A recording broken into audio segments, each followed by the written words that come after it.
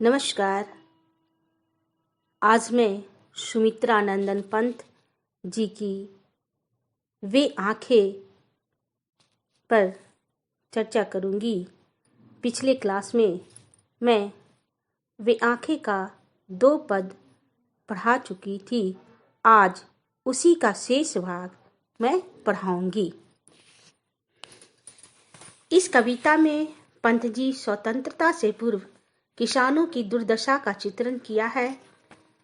इनकी आंखें सदा सुख और दीनता से भरी रहती है। कभी वह स्वाधीन था, परंतु आज उसे उसकी जमीन से बेदखल कर दिया गया। महाजन ने क्रूरतापूर्वक उसके पुत्र को मरवा डाला, उसके घर द्वार बिकवा डाले, खेत तक नीलाम करवा डाले। ब्याज के लिए उसने सब अत्याचार किए। उसकी पत्नी बिना दवा दारू के मर गई और दूधमुही बेटी दूध के अभाव में चल बसी। उसकी पुत्र वधू को पति धातनी होने का कलंक मिला। एक दिन उसे भी थानेदार ने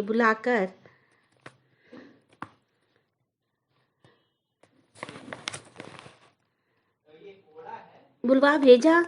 अगले दिन वह कुएं में डूबकर मर गई। इन सब अत्याचारों की याद करके किसान अपने आप में टूट जाते हैं। तो आइए तीसरा पद देखें हम। लहराते वे खेत दीर्घों में हुआ बेदखल, वह अब जिनसे हंसती थी उसके जीवन की हरियाली, जिनके तृण तृण से। इस पद में किसान की आंखों में आज भी वे लहराते खेत याद आती है, लेकिन सूदखोरों ने इससे वंचित कर दिया। सूदखोर थोड़े से ऋण के बदले उनकी सारी खेती हड़प लेती है। उन खेतों का एक एक तिनका इतना प्यारा था कि उसे देखकर किसान के जीवन में हरियाली छा जाती थी। दुर्भाग्य से उन्हें खेत से वंचित कर दिया, जिससे उनके जीवन में निराशा छा जाती है। कवि ने सूदखोरों द्वारा किसानों की खेती हड़प लेने का मार्मिक चित्रण किए हैं। इसमें रूपक अलंकार, पुनरुक्ति अलंकार और लाक्षणिक शब्दों का प्रयोग किया गया है। अब हम चतुर्थ पद में आते हैं।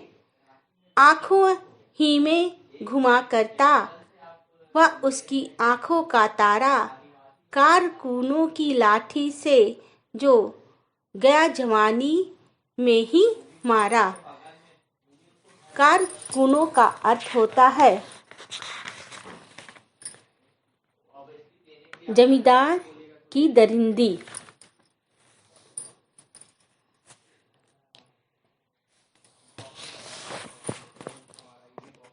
महाजनों ने किसान को ऋण चुकाने के बदले उस पर घोर अत्याचार करते रहे।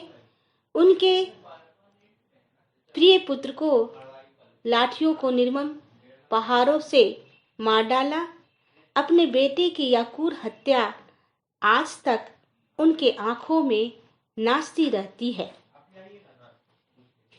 महाजनों द्वारा किसानों पर अत्याचारों का कारुणिक वर्णन किया गया है। इसमें सरल भाषा और मुहावरे का प्रयोग किया गया है। अब हम पंचम पद में आते हैं।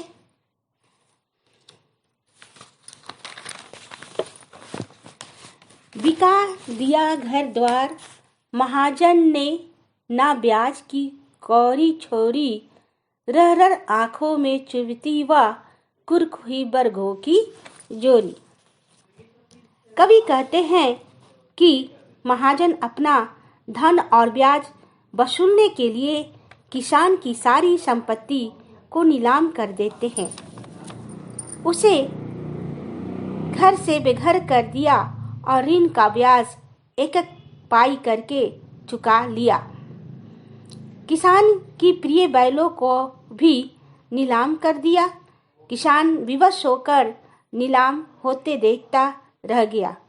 आज भी बैलों की नीलामी उनके मन में वेदना जगा देती है। कवि ने महाजनों द्वारा शोषण की चक्की में पीसते किसान की जीवन का यथार्थ चित्रण किए हैं। इसमें अनुप्रास अलंकार, पुनरुक्ति अलंकार, मुहावरे और करुण रस, ग्रामीण शब्द का प्रयोग किया गया है।